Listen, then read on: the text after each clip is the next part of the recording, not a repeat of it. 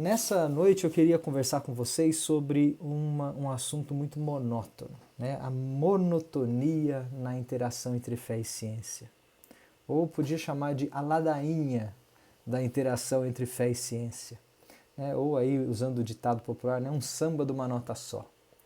E, claro, é uma ironia, né? Um título aqui que faz a gente refletir, mas na minha experiência, nós sempre corremos o risco e temos experimentado um pouco desse efeito de fé e ciência, ou da interação entre fé e ciência, acabar se tornando algo monótono, algo mais do mesmo, ou uma ladainha sem fim, se a gente não prestar atenção e, e não procurar de fato o que é importante nesse assunto e nessa interação.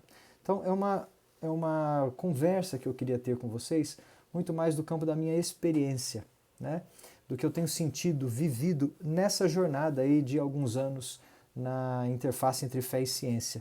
Portanto, eu, como um professor universitário e um cristão de uma igreja brasileira, eu acho que a ABC2 tem sido um palco hoje do meu ministério cristão, e eu tenho servido a Cristo com bastante ênfase aqui nessa interface entre vida universitária e igreja, né? Tanto e principalmente conversando com jovens universitários dentro da igreja e dentro da universidade, mas percebendo a necessidade de nós fazermos pontes bem feitas, que é justamente a tese e a função da BC2, mas identificando aí alguns problemas centrais, fundamentais na interação entre fé e ciência, que a igreja tem negligenciado ou tem errado a mira, errado o foco. Na minha opinião, isso é um papel da igreja tratar desse assunto, porque não é a academia secular que vai ter a iniciativa de fazer uma boa interação entre fé cristã e ciência, mas é papel da igreja pastorear jovens, principalmente nessa interface. E eu creio que tem um alvo aí a ser, né, mirado pela igreja. Bom, essa conversa se dá aqui no seio do corpo de Cristo, e eu considero que eu esteja falando com irmãos na fé, no melhor do espírito de Efésios 4, onde todo o corpo, ajustado e unido pelo auxílio de todas as juntas, cresce e edifica-se a si mesmo em amor. Então, espero que essa experiência seja aí útil para o crescimento do corpo de Cristo, e você possa usá-la também para o crescimento da tua igreja, se assim Deus quiser. Bom, vamos começar com uma estatística aqui, talvez você já conhece, eu falo dela várias vezes, e ela é importante para mim. Essa pesquisa feita pelo Barna Group dos Estados Unidos, identifica aí que 3 em 5 jovens que cresceram na igreja abandonam a igreja na transição para a vida adulta, né? Ou após os 15, na verdade dos 19 aos 25 anos é a faixa etária crítica, né? 3 em 5 abandonam a igreja, e alguns inclusive abandonam a fé por completo nessa transição para a vida adulta, que coincide com a transição da vida universitária. E aí esse estudo do Barna tenta sondar, ler a mente coletiva para perceber as razões, né? Quais as justificativas que esses jovens alegam para saírem e abandonarem a igreja. E não é o assunto de hoje, mas a pesquisa identifica 6 justificativas principais. E uma delas, alegada pelos jovens, é de que a igreja é inimiga da ciência. Ou pelo menos a sua igreja era inimiga da ciência. Eles experimentaram, em algum momento da sua adolescência, juventude ou maturidade, a ideia, a sensação, ou até o ensino de que a sua própria igreja e a sua fé, por consequência, são incompatíveis com a ciência. E talvez quando eles têm contato com a ciência estruturada num curso universitário, ou, né, durante o cursinho no colégio, parece aí uma boa desculpa elegante, socialmente aceita, muito boa de ser articulada, né? E acaba sendo uma razão para se abandonar a fé. Ora, eu creio que você pode concordar, discordar das razões, não é o ponto aqui. Obviamente são opiniões daqueles que saíram da igreja. Se você está na igreja, provavelmente você não concorda com todas as opiniões de quem saiu. Mas o importante para nós como igreja é talvez perceber se há algum fundo de verdade, se há alguma coisa, algum problema de fato aqui. nessa afirmação? E se existe, será que a nossa igreja tem tratado desse problema para que ele não seja uma justificativa? A gente tem acertado no pastoreio dos jovens e adolescentes nesse assunto específico, que é do nosso interesse, né? Esquece os outros 5, falando desse especificamente. Pois bem, eu queria que você refletisse e pensasse na sua experiência de igreja. Não sei como é que é em Teresina, onde você está, mas fecha os olhos, tenta lembrar lá das programações de mocidade, de juventude, de adolescentes. Quando houve uma interação entre fé e ciência, quando houve alguma aula de escola dominical, alguma mensagem pastoral, alguma programação sobre fé e ciência na tua igreja, como é que ela foi? Qual que era o estilo? Qual que era o formato? Era alguma coisa assim na forma de um diálogo, né, que dava suporte, fomentava uma conversa entre os campos, a construção de pontes, né, algo que respeitava a autoridade do campo científico e do campo da fé? Era alguma coisa assim, dialogal? Ou era mais um formato de debate, né, de discussão, de um palco montado para que eu traga um ponto de vista e traga o outro para eles se degladiarem, com o objetivo de um vencer o outro? Né? Como é que foi a tua experiência?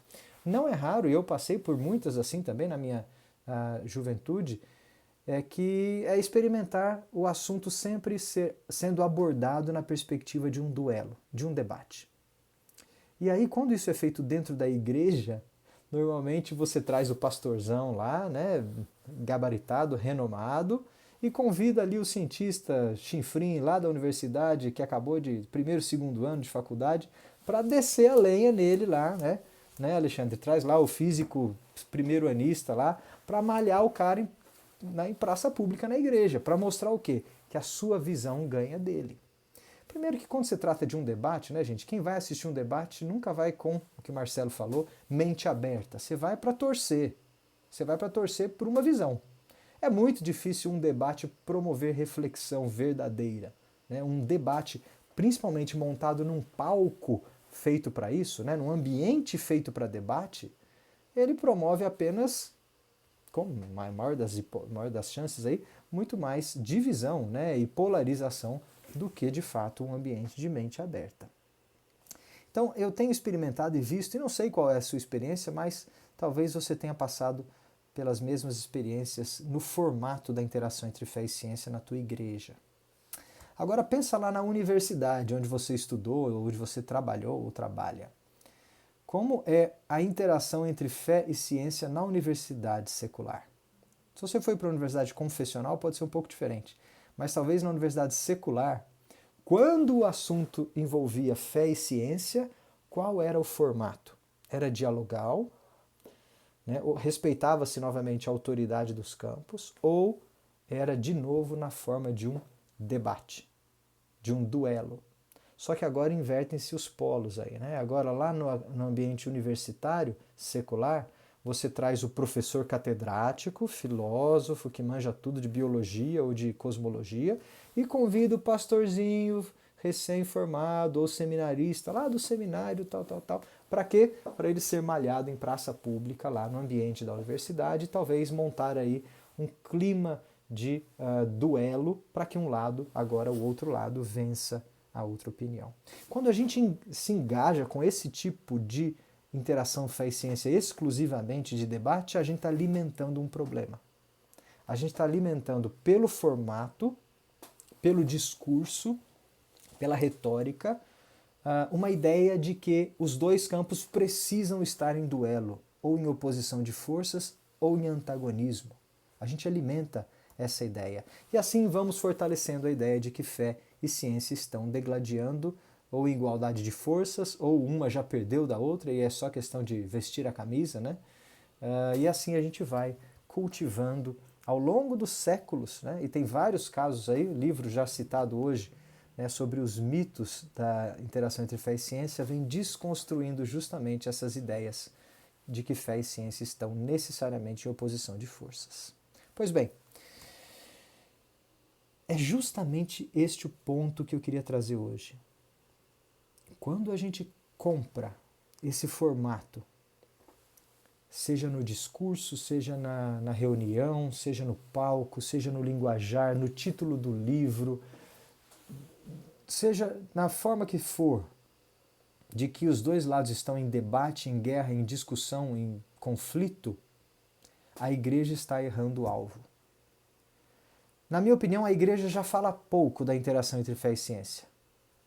E olha que eu cresci numa igreja que estuda bastante a Bíblia, numa capital brasileira, num grande centro universitário, e eu super interessado em ciência. Se houvesse algo disso no radar, eu teria percebido. E pouco foi falado sobre interação fé e ciência na minha juventude. Agora, quando a igreja fala, na minha opinião, ela tem errado o alvo. Ela tem falado errado. E a minha mensagem principal aqui hoje para nós cientistas cristãos ou cristãos na ciência é que nós precisamos ajudar a igreja a acertar o alvo. Enquanto nós não acertarmos o alvo dessa conversa e ajudarmos a igreja nesse caminho, a igreja vai continuar enxugando gelo, vai continuar tratando de um problema que não existe, ou de um espantalho, ou de algo que de fato não está no X da questão. Então essa é a minha mensagem principal e eu queria falar com vocês justamente hoje do que que eu penso que está no centro e como nós devemos tratar. Na verdade, eu vou falar disso hoje e amanhã, ok? Nas duas palestras. Eu vou começar agora, mas essa tese de que a igreja fala pouco e fala errado está nas duas palestras de hoje e de amanhã. Hoje vai ser um pouco mais curta, que eu quero falar um pouco sobre a sua atitude como pessoa no dia a dia de um cristão na ciência. Mas antes disso, olha aqui, eu creio que de fato na interação entre ciência e religião, de forma geral, nós sempre somos atraídos pelos pontos polêmicos. Gente, quem que não gosta de uma polêmica? Né? Quem que não gosta de ver sangue lá, né? De ver mulher puxando cabelo, arranhando, briga de mulher, não é assim? Brincadeiras à parte, viu, gente? Não vão... A polêmica atrai a nossa curiosidade. E na interação entre fé e ciência, eu chamo de pontos polêmicos aquilo que está fora da água, na minha analogia de um iceberg aqui. Você sabe que um iceberg tem 70% do seu volume submerso. Apenas 30% flutua, não importa a geometria dele, viu? Teorema de Arquimedes aí, não importa a geometria dele. 30% só aparece. Então é uma analogia que serve bem para a gente aqui. O que aparece fora d'água é o que eu estou chamando de pontos polêmicos. Mas o que importa, o que dá volume, é o que está debaixo d'água e que às vezes a gente não vê. E claro, você acha que a igreja tem tratado do que ultimamente? Ou ao longo da sua história, de maneira equivocada? Do que está em cima na superfície. E a gente não tem construído uma boa base no tratamento desse assunto. E quais são os pontos polêmicos da nossa geração? O que é que a igreja gosta de falar, gosta de tratar? O que é que sempre vem na forma de perguntas, de curiosidade? O que é que nos atrai para esse assunto de fé e ciência? Naturalmente, origens. Origem cosmológica, origem biológica. Gente, isso é natural. E é bom que surjam perguntas e dúvidas genuínas nesses campos. Eu não estou querendo dizer que esses não são assuntos tratáveis ou conversáveis ou discutidos na interação entre fé e ciência. Eu só acho que eles não são o cerne que nos dão formação boa e por muito tempo. São boas polêmicas, mas estão fora d'água. Mas, na nossa geração, talvez entre outras aí, as que mais aparecem ainda são teoria cosmológica e teoria biológica. Portanto, teoria do Big Bang, o modelo cosmológico padrão, e teoria da evolução darwiniana. Não vou falar deles hoje. Se eu aceito, se eu rejeito, se eu critico, se eu construo, não vou tratar desse ponto, não vou tratar da polêmica hoje, tá bom? Nós temos ocasiões para isso, mas é justamente o contrário. Eu quero falar para você que existe algo mais importante debaixo d'água. Só que esses assuntos vão aparecer na tua igreja, meu caro, na tua escola dominical, na tua família. E você está lá na igreja com teu pastor, homem bom, piedoso, estuda a palavra, prega todo domingo a mensagem. E o Joãozinho levanta a mão na escola dominical e fala: pastor, E aquele lance lá da ameba, não sei das quantas. Pronto. O que acontece? Pastor, e aquele negócio de explosão de Big Bang, de singularidade, o que é isso? Gente, muitos, talvez a maioria dos nossos pastores, professores e às vezes pais e avós de crianças da igreja não têm capacidade e preparo para responder esse tipo de pergunta. Às vezes eles tentam responder alimentando a polêmica. Do tipo, geralmente aí 3 comportamentos, né? O primeiro deles, Joãozinho não mexe com essas coisas não, isso é coisa do diabo. Joãozinho, essas perguntas não deveriam surgir na sua cabeça. Isso é falta de fé. Larga disso, meu irmão. É farelinho do diabo na tua cabeça. Tem uma segunda postura que é do tipo, ah, Joãozinho, isso aí, esquenta com isso não, larga a mão, isso aí já está respondido. Eu já li aqui, ó, eu já li um livro quando eu estava no seminário. Eu já assisti 5 minutos no YouTube. Vê essa palestra aqui no YouTube que você vai ter todas as suas respostas. Esse negócio de interação entre fé e ciência já está resolvido. Já está resolvido. Está aqui, ó. Olha esse artigo. 3 páginas, né? Olha esse livreto aqui. Olha esse videozinho. Lembra daquela aula de escola dominical? Não lembra? Então eu vou dar uma aula de escola dominical aqui e está resolvido o assunto na igreja. É uma postura simplória. Pega o assunto e faz dele um não problema, minimizando, ignorando a dúvida genuína. E a terceira postura, que eu acho que é a correta, se o pastor não tiver condições de tratar do assunto, é falar o seguinte, Joãozinho, cara, eu não sei. A gente precisa estudar mais esse negócio. E talvez eu não tenha capacidade de te ajudar com essas respostas, meu irmão. Vamos procurar quem tem. Vamos ver quem pode nos ajudar a te pastorear nesse caminho. Por isso, meus caros, aí entra o cristão na ciência. Nós somos de fato atraídos pelos pontos polêmicos e sempre seremos, e na tua igreja sempre haverá aqueles que vão chegar no assunto pela polêmica. Mas existe algo mais profundo, tem alguma coisa debaixo d'água e é muito mais volumoso do que aquilo que aparece em cima. E na boa, se o que está embaixo d'água não tivesse lá, o iceberg não estaria flutuando. Você precisa daquilo para sustentar hidrostaticamente o iceberg para fora d'água. Essa é a minha analogia física aqui. Portanto, qual que é o nosso movimento? Não ignore as polêmicas, mas use as polêmicas como iscas, boas iscas. É a hora de você fisgar a curiosidade, principalmente de um jovem, de um adolescente. Quando ele cola lá no Alexandre e fala, que negócio é esse de quântico? Aí ele vai lá, opa, vem cá, fisgou. Mas você não vai habitar na polêmica, você vai levar ele para baixo. Nosso movimento é para as profundezas. É pastorear da lâmina d'água para baixo. É investir no que está debaixo d'água. Por isso que eu acho que às vezes a igreja está errando o alvo. Porque ela está tentando eliminar polêmicas, ao invés de construir bases sólidas e profundas. E geladas, no nosso caso. Dá trabalho mergulhar embaixo do iceberg. Então, talvez você, nós, cristãos na ciência, possamos oferecer ajuda nesse mergulho gelado. Entre pastor e Joãozinho, professor e Joãozinho, pai e Mariazinha, entre nós da igreja, seres comuns, gente como a gente, talvez você precise aparecer ali no meio. Você precisa os ajudar a fazer as perguntas corretas. Porque às vezes nem as perguntas feitas fazem muito sentido. Às vezes a pessoa está fissurada numa polêmica, mas ela não sabe que o problema dela não é a polêmica, é algo mais fundamental, de como fé e ciência se relacionam na essência. Então você tem que ajudar, às vezes, no pastoreio, a pessoa a fazer perguntas corretas. Mas também a fazer as perguntas de maneira correta. Porque não dá para chegar falando bobagem ou fazendo perguntas que não fazem sentido. Do tipo, explica aí para mim então se o homem veio do macaco, por que não tem macaco virando um homem até hoje? Ou seja, não é nenhuma pergunta correta de ser feita. E, obviamente, você vai ter que ajudar a galera a avaliar bem e adequadamente as respostas.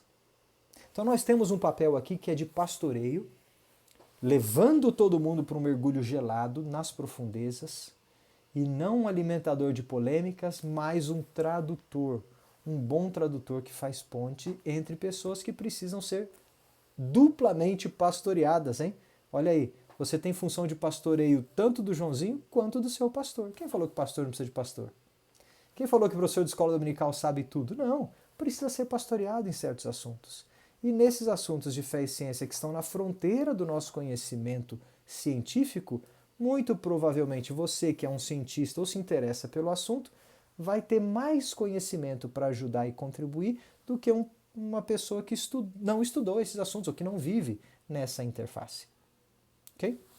Bom, não quero gastar mais tempo aqui não, eu sei que meu tempo já está acabando, porque hoje é uma palestra curta, mas eu vou passar agora rapidamente para alguns conselhos que eu quero dar a vocês nesse espírito, de como é que nós podemos estar no meio desse ministério pastoral que lida com as polêmicas, que lida com a água gelada e que precisa trazer a igreja para acertar o alvo, e é um alvo que está no fundo e não está na superfície. Então, alguns conselhos aqui que vêm da minha experiência para você cristão na ciência que quer trabalhar nesse ministério. O primeiro deles, meu caro, você tem que ser humilde e amoroso. Nesse assunto aqui, onde um sabe mais que o outro, onde o conhecimento credenciado pelo título de doutor, de pós-doutor, de professor de seminário, é muito fácil dar carteirada aqui. É muito fácil achar que você sabe mais que todo mundo. Primeira coisa, você está lidando com gente da igreja, com irmão na fé. Gente que tem dúvida genuína. Você não vai desprezar a dúvida de um irmão. Você vai ajudá-lo a formular a sua própria dúvida para tentar ajudá-lo a responder. Então você tem que ser humilde e muito amoroso. Lembra? Você está lidando com a igreja, com o corpo de Cristo. Não cabe nessa interação fé e ciência a carteirada e a arrogância. Não cabe. É um ministério pastoral quando a gente está tentando sair da polêmica e ir para debaixo d'água. Segundo conselho. Não, desculpa, tem um gráfico aqui que gosto dele. É a relação Dunning-Kruger. Quem já ouviu falar dela? Eixo vertical, autoconfiança, né? Confiança em você mesmo, versus conhecimento. É aquela ideia assim, ó. Quanto mais conhecimento você adquire sobre um assunto, como é que varia a sua autoconfiança? No começo você não sabe de nada. Quando você não conhece nada de um assunto, você não tem autoconfiança nenhuma. Ou seja, eu nem sei do que se trata, estou aqui embaixo. Agora, sabe aquela sensação que você tem depois que você leu o primeiro livro ou que você assistiu 10 minutos de YouTube? Você vem lá para cima, cara, eu já sei tudo sobre esse assunto. Eu estou na nata aqui, ó. Vem, pergunta para mim, bate no peito que eu te respondo. Às vezes muita gente está nesse estágio. Por quê? Porque eu já tive uma aula no seminário sobre interação fé e ciência. Eu já li um livro, eu já assisti um vídeo, eu já vi uma palestra da BC2. Mas quanto mais você aprende, tua autoconfiança varia. Você vê que não é mais aquilo, nunca vou entender esse assunto, aí você faz um doutorado, até que um dia você fala, cara, confia em mim que esse treco é mais complicado do que você imagina. Então, lógico que isso aqui é uma piadinha, foi um dos prêmios Ig Nobel lá de 2000, mas faz algum sentido. A gente precisa tratar disso com cuidado, dosando a nossa autoconfiança. Porque muitas vezes pessoas virão nesse assunto sem humildade porque já viram um vídeo no YouTube. Porque já sabem tudo porque o assunto já foi lacrado. Então, cuidado.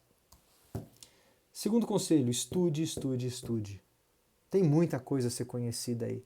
E o assunto não se encerra no primeiro livro, nem no segundo, e nem num videozinho simples. Não é uma palestrinha, é um curso de 30 horas que vai acabar e encerrar o assunto para você. Nem para ninguém.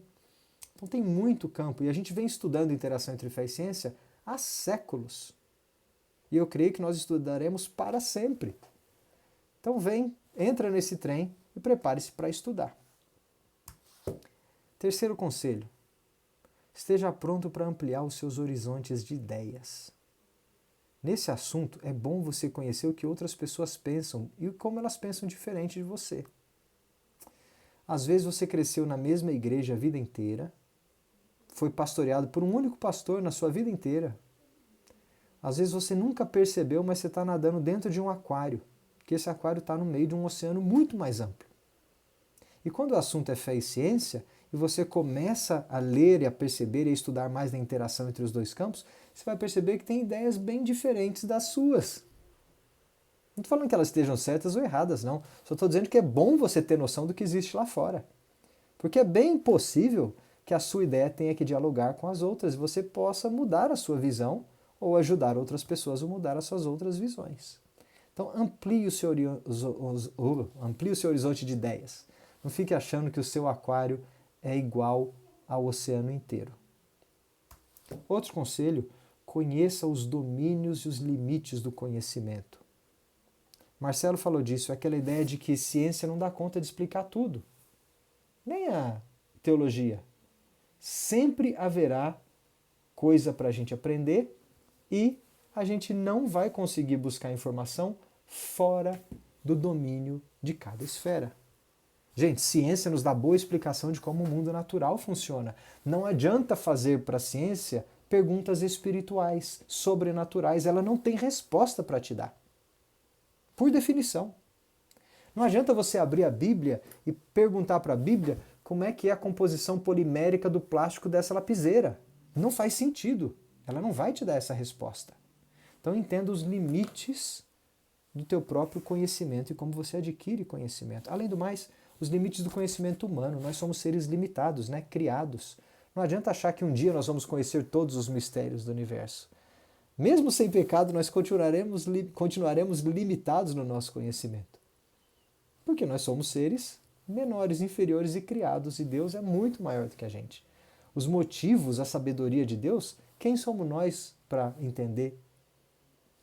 Então, reconhecer os nossos limites e os limites das esferas e as suas atuações é importante. Outro conselho, estude outras áreas, outros autores. Se você lê só física, dá uma lida um pouquinho de biologia, cara. Vai ter insight legal ali na interação entre fé e ciência em outro campo. Se você é das humanas, faz um esforço para ler um pouquinho de física. Não precisa entender física quântica, mas entenda como os físicos relacionam a sua ciência com a sua fé. Vai um pouquinho na ortogonal. É aquela ideia do seminário na universidade, né? O cara que assiste seminário só do seu assunto não tem ideia nova. Você tem que assistir um seminário de outra área para poder trazer métodos diferentes, enriquecer a sua própria metodologia. Leia outros autores. Tem gente que fica só num autor. Não, eu só leio esse cara. Nem que seja o Alistair McGrath, eu só leio o McGrath. Para aí, cara. Tem gente que fala outras coisas também interessantes. Tem gente que só ouve um podcast, só ouve uma música. É a monotonia de um autor só. Abra as suas ideias nesse assunto porque tem muita gente boa contribuindo há muito tempo. Fundamental, estude com outras pessoas. Não estude sozinho. Interação entre fé e ciência a gente precisa fazer em grupo. Por quê? Muitas das nossas dúvidas são dúvidas que outros já resolveram. E muitas das suas dúvidas ajudarão outros a resolver as suas dúvidas no futuro. E é uma caminhada, já que a gente está falando do contexto do corpo, é uma caminhada de pastoreio. Uma caminhada lado a lado. Essa foto aí é do grupo da BC2 lá em Curitiba. É uma turma que se reúne para estudar esse assunto. E se você tem interesse na interação entre fé e ciência, isso não é para toda a igreja, né? Nem todo mundo vai ter esse interesse. Procure pessoas com quem você possa estudar junto. Isso é muito legal e é muito importante. Olha a Ana subindo aí para falar que meu tempo acabou. Agora, nesse processo, nessa caminhada, ajude com paciência e amor. Sabe por quê? Mesmo nesse grupo da BC2, sempre haverá quem vai precisar começar do básico de novo. Às vezes o grupo avança no estudo, aí chega alguém e fala, cara, mas é aquele negócio lá, vamos começar tudo de novo. Então, o básico sempre será necessário. E conseguir contar a história dos fundamentos é muito importante. E quanto mais você pastoreia e ensina nessa área dos fundamentos, melhor você vai ficando. Um professor mais bem equipado você fica. Mas seja paciente. Não tem ninguém te atrasando aí. Mas estamos todos treinando um ao outro e ajudando o corpo a crescer em amor. Ouça ideias diferentes. E a minha ênfase aqui está no ouvir. Meu pai gostava de falar que nós temos 2 ouvidos e uma boca. Então você tem que ouvir mais do que fala. Ouça, não esteja pronto para falar nesse assunto. Esteja pronto para ouvir. E uma coisa que às vezes é muito, como é que a gente diz, desconfortável nesse assunto, é quando as pessoas estão prontas só para darem as suas opiniões, porque eu já tenho opinião formada. O assunto é interação fé-ciência. Ah, eu já sei, é isso aqui, ó, ponto, matei, acabei, falei, encerrei o assunto. Não, não é assim não. Tem uma dúvida? Ah, não, essa dúvida aqui já está resolvida, a resposta é essa, ó, estou pronto para falar. Por mais que você tenha opinião formada sobre algum assunto, escute, ouça. Esteja mais pronto para ouvir do que rápido para falar. Isso é um conselho importante quando as dúvidas são genuínas e podem vir de naturezas, de experiências diferentes. Ok? Porque nesse assunto, meu caro, ter uma posição formada sobre algum ponto não elimina outros problemas. Às vezes você tem aquela sensação assim, ó, já resolvi esse assunto de fé e ciência, já pensei tanto nisso, já tenho uma posição formada. Você acha que todos os problemas já estão resolvidos então? E se alguém chegar para você com um problema novo que você não pensou ainda? Então não tenha medo, porque ter uma opinião formada às vezes é muito bom, mas não elimina todos os problemas. Por exemplo, na questão de teoria da evolução e origem humana, né? Tem gente que fala, não, cara, eu já resolvi esse negócio, eu já entendo esse lance de evolução como obra de Deus. Deus guiou a evolução e ponto final, já está resolvido. Aí um cara fala assim, tá, e como é que você lida com esse negócio de pecado então, hein? Com esse negócio de morte antes da queda? Como é que funciona isso? Oh, peraí, haverá problemas. E uma coisa é certa, nessa interação entre fé e ciência, em pontos polêmicos principalmente, o cobertor é curto. Você puxa de um lado, você vai descobrir um problema do outro. Então não pense que por você ter uma opinião formada, por mais bem estruturada que ela esteja na sua cabeça, você já eliminou todos os problemas. Pode haver objeções boas mesmo contra a tua ideia. Assim como a sua pode ser uma objeção contra a ideia de outra pessoa. Ok? Afinal de contas, todos nós temos pontas para aparar. Eu cada vez menos, tenho menos pontas para aparar. Mas todos nós temos pontas de conhecimento para serem ajustadas. Ninguém domina todo o conhecimento e esgotou, por melhor que você seja cientificamente, por prêmio Nobel que você pode ter ganhado, pelo prêmio Templeton, pelo pastor do ano do seminário teológico, não sei das quantas. Você sempre terá pontas para parar, porque o nosso conhecimento nunca termina. E nesse assunto, um apara as pontas do outro. Lembra de Agostinho e fala assim, esse negócio de interação entre fé e ciência, ou, como Agostinho disse, entender como é que o mundo foi feito nos seus detalhes não é a coisa mais importante. Nunca foi. Ninguém precisa saber de como é que foram os poucos nanosegundos depois do Big Bang para ele poder ir para o céu. Isso não muda a fé, não faz sentido para a nossa salvação. Enriquece a fé do crente? Claro, de um cara que estuda essa área e dá glórias a Deus por isso, enriquece. Mas se alguém morrer sem saber disso, só importa que ele conheça Cristo como seu Salvador. Minha avó passou dessa vida para a glória sem nem ter feito ensino médio. Sabia nada de átomo. Fazia nem ideia do que era molécula de H2O. H2O para ela era um refrigerantezinho, H2O. Agora, isso não era importante para ela. O importante é que ela morreu com Cristo e em Cristo. Isso é necessário e importante. Então, não ache que interação entre fé e ciência é a coisa mais importante da sua fé, ou a coisa essencial da sua jornada de fé. Não é. Pode ser um bom enriquecimento, uma bela bagagem, mas não é o motivo da sua caminhada cristã. Agora, nesse assunto de fé e ciência, esteja pronto para construir sobre fundações sólidas. Gente, não dá para construir um arcabouço de conhecimento e pensamento sobre ideias frágeis. Você tem que ter rigor científico, rigor teológico. Estude com quem e com cujas ideias já foram testadas, bombardeadas e suportaram as críticas ao longo dos séculos. Construa uma boa base. Não troque um bom argumento por uma boa retórica.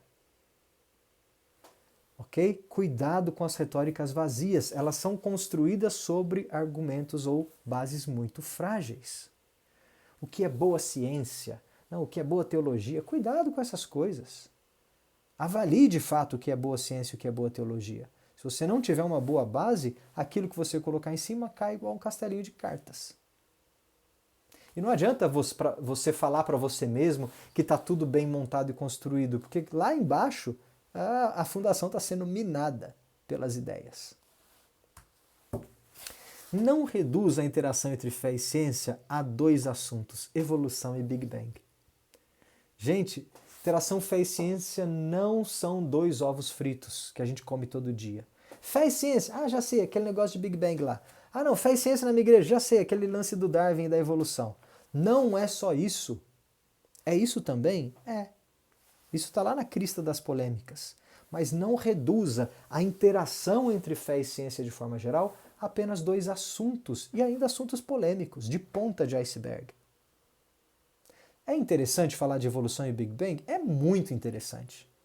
E a gente pode ficar falando disso noites e noites, nos acampamentos de fé e ciência que nós sonhamos em fazer. Eu acho que nós vamos varar as noites conversando disso e dormir durante o dia, que é meu plano. Mas nós vamos fazer muito disso um dia. Mas, gente, isso dá prazer para o crente que se interessa para esse assunto. Agora, o crente reduzir a interação entre fé e ciência a apenas esses dois assuntos é uma forma muito simplista de abordar o problema. É não enxergar o que está debaixo d'água. Há muito mais debaixo da linha d'água. Isso aqui é conversa para outro dia. O que é que está debaixo da linha d'água eu vou falar amanhã. Não vou falar hoje, vai ficar para amanhã. Hoje eu quero passar a mensagem para você de que não erre o foco. Existe mais debaixo da linha d'água. E é aquilo que muitas vezes nós não estamos mirando. Gente, isso aqui é uma foto da minha parede aqui, ó, na minha frente. Eu adoro post-it. E isso aí é uma sequência de livros na interação entre fé e ciência. Alguém um dia perguntou assim, Gustavo, você podia me sugerir um caminho dos livros que eu devo ler na interação entre fé e ciência? Qual que vem primeiro, qual que vem depois? Aí eu comecei a pensar e montar, né? Repare que tem uma espinha dorsal aqui, né? E ela vai bifurcando em vários assuntos embaixo. Se evolução é tão importante e tão central na interação entre fé e ciência, você acharia que ocuparia a maior parte dos livros do assunto, não é? Ou seja, está em todo o livro, é o assunto central. Gente, o que está em amarelo é o que nós já temos traduzido em português. O que está em azul é o que eu espero que a gente tenha traduzido em breve. Ou seja, tem bastante coisa já na nossa mão. Agora, quantos desses aqui você acha que trata de evolução?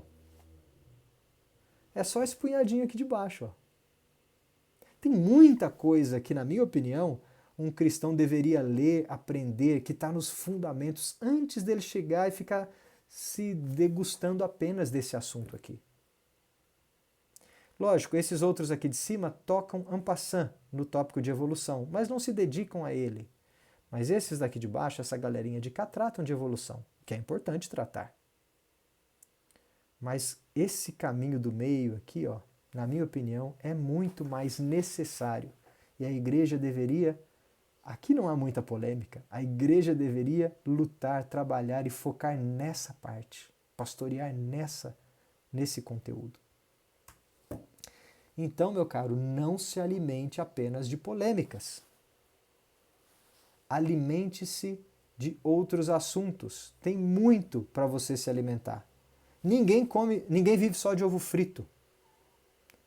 Então, alimente-se daquilo que é importante, daquilo que sai da linha principal. Afinal de contas, nós precisamos de sustância nessa interação entre fé e ciência, e não comer ovo frito todo dia. Se toda vez que a sua igreja for fazer uma interação entre fé e ciência, uma programação, um evento, e for evolução, evolução, evolução, ou evolução Big Bang, cara, vocês só estão comendo ovo frito. Vocês estão desnutridos na interação entre fé e ciência. E se você insistir somente nessa tecla, você não está nutrindo ou pastoreando adequadamente. Não viva você para alimentar polêmicas. Você não deve ser jogar gasolina na fogueira das polêmicas. É importante mergulhar. Seja um mergulhador e não atiçando fogo nas polêmicas. E muito menos Faça das polêmicas a sua bandeira. Gente, tem gente que vai pegar um assunto de fé e ciência, um assunto, e vai falar assim: eu nasci e Deus me deu o chamado para tratar desse assunto e a razão da minha fé é essa, e essa é a minha bandeira, eu não vou descansar até que a igreja esteja pensando dessa forma. Você inverteu o papel. A tua bandeira é Cristo. Isso é mais importante na vida da igreja. Não uma polêmica que já está fechada na sua cabeça. Não faça disso a razão da sua fé, muito menos a razão do teu ministério. Não faça disso uma bandeira. Você pode ser um especialista no assunto de teoria cosmológica? Pode, e seja útil, mas não faça disso a sua bandeira. Antes, a sua bandeira é Cristo. Para terminar, seja um pacificador, porque nesse assunto, meus caros, é fácil o orgulho aparecer, as credenciais e as carteiradas surgirem, e as polêmicas trazerem calor para a discussão, e o assunto pegar fogo. Muitas vezes nós seremos chamados para sermos pacificadores. Para falar assim, olha, eu penso diferente de você, você pensa diferente de mim, ou a gente caminha junto para aprender, ou nós vamos ter que evitar conflitos aqui, mas nós não vamos fazer dessas diferenças as nossas bandeiras que vão trazer conflito para o seio da igreja. E muitas vezes você vai ter que ser, como Paulo diz, alguém que não vai comer carnes sacrificadas a ídolo. Mesmo que você tenha entendimento de que aquela carne não tem problema nenhum de ser comida, mas você vai ter que abrir mão pelo amor do seu irmão que está na igreja e não comer daquela carne, que a ele causa ofensa porque ele acha que tem problema comer carnes sacrificadas a ídolo. Para quem lembra da passagem lá de Paulo, não precisa de mais explicação e hoje a gente nem tem tempo de explicar ela aqui. Além de ser amoroso e pacificador, seja pastoral. Tem que ter cuidado com as pessoas, tem que cuidar e zelar. Somos todos ovelhas e precisamos crescer juntos como rebanho aqui. Não é um assunto que pode ser usado para trazer divisão e conflito dentro da igreja. Pastoreie nesse assunto. Resumindo, meus caros, é isso que eu queria dizer hoje. Interação entre fé e ciência não é um samba de uma nota só. Não é só Big Bang e evolução. É muito mais do que isso. É muito mais profundo e tem outras motivações que nos levam para as profundezas. Não fique nadando ou enxugando gelo só na superfície. Você tem que fazer um mergulho gelado, dá trabalho, dói os ossos, né? Custa chegar lá nas profundezas. Mas, pelo amor, com humildade, com sabedoria, com muito estudo, com muita paciência, é um mergulho que Deus talvez tenha chamado você, cristão na ciência, para fazer na tua igreja. De novo, tem uma função pastoral aqui. E talvez você seja chamado para ajudar a pastorear, junto com o teu pastor, junto com a tua família, professor de escola dominical, presbíteros, diáconos de igreja, ou um simples membro de igreja que manja muito de ciência. Você tem uma função e um chamado pastoral. É para isso que serve a BC2. Para que a gente ajude nas nossas igrejas que essa estatística aqui diminua. Se a gente continuar insistindo nas polêmicas, o que vai acontecer? A gente alimenta o problema. Porque as polêmicas nunca vão acabar, nunca serão tratadas e resolvidas, elas vão ser abafadas. Com uns cala-boca daqui, uns cala-boca de lá. Porque na maioria das vezes é assim que a gente trata de problema. Com um debatezinho aqui, um debatezinho lá. Com um livreto aqui, um YouTubezinho lá. Aí você dá aquela falsa sensação de que o assunto está resolvido.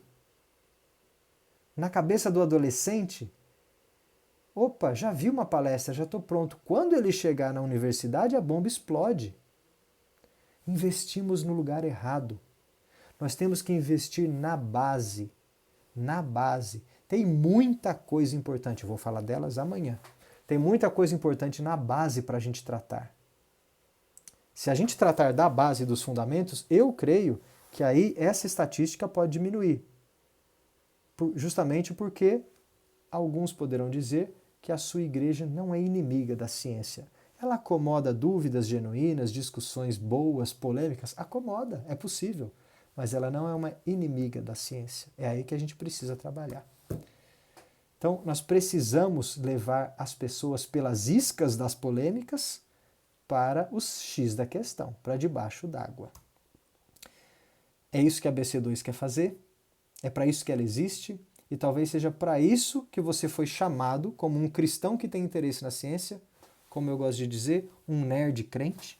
Você, nerd crente, talvez tenha sido chamado para estudar boa teologia, estudar e fazer boa ciência, mas também para pastorear a tua igreja nessa interface, que precisa cada vez mais de mais pastores, pessoas que pastoreiam dentro do corpo. E aí a gente vai poder, todo mundo, falar com alegria que grandes são as obras do Senhor, dignas de estudo para quem as ama. Né? Esse é o nosso moto da ABC2. Turma, obrigado pela atenção. Desculpa, Ana, eu sempre passo do tempo. Ela sempre fala que a minha palestra é de meia hora, eu já nem ligo mais. Mas se vocês quisessem ir embora, já teriam ido. E eu já nem fico nem com vergonha, viu, Ana? Nem vermelho eu fico. Então, desculpa pelo ter estourado o tempo, mas fico à disposição para a gente conversar mais. Quem quiser trocar ideia, pode escrever aí no Instagram ou no meu e-mail. E devolvo então a palavra para a Ana. Obrigado, Aninha.